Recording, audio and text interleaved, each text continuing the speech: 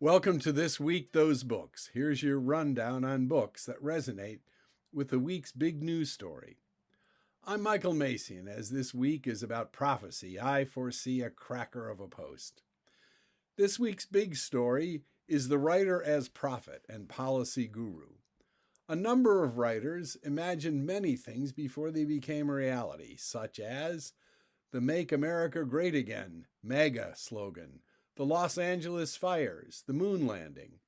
Unsurprisingly, the UK authorities, today, like the US after the 9/11 attacks, are working with writers to imagine the future in order to prepare for it.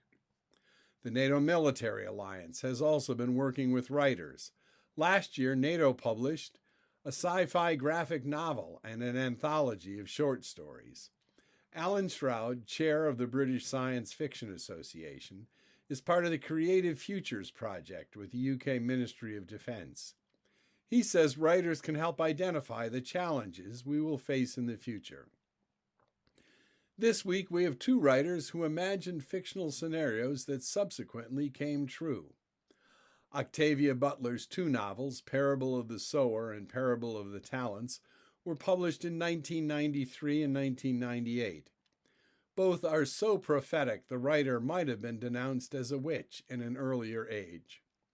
The first book, set in Los Angeles in 2025, shows a world reeling from the effects of climate change and deadly fires. The second, set in the United States in 2032, shows a country run by Christian fundamentalists. President Andrew Steele Jarrett touts a now familiar slogan, "Make America Great Again." Non-Christian faiths are disdained. The country has re-education camps and wars declared on Alaska, the first state to leave the nation. Canada, which supports Alaska's initiative, serves as a refuge for many Americans. The series is about a young black woman, Lauren Oya Olamana. She suffers from a condition called hyperempathy or sharing, which allows her to feel other people's pain and pleasure. She creates a new religion, Earthseed, and the second book, narrated by her daughter Larkin, tells us about Earthseed's first community.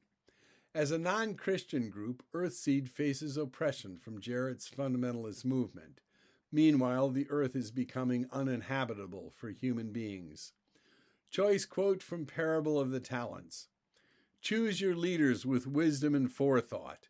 To be led by a coward is to be controlled by all the coward fears. To be led by a fool is to be led by the opportunists who control the fool. To be led by a thief is to offer up your most precious treasures to be stolen.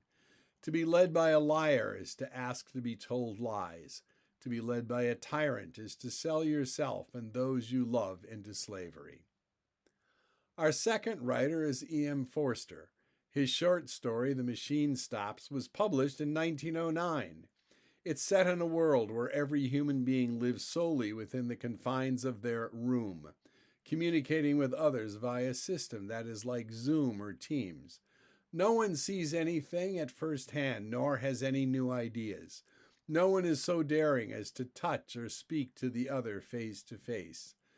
The machine rules over everyone and everything.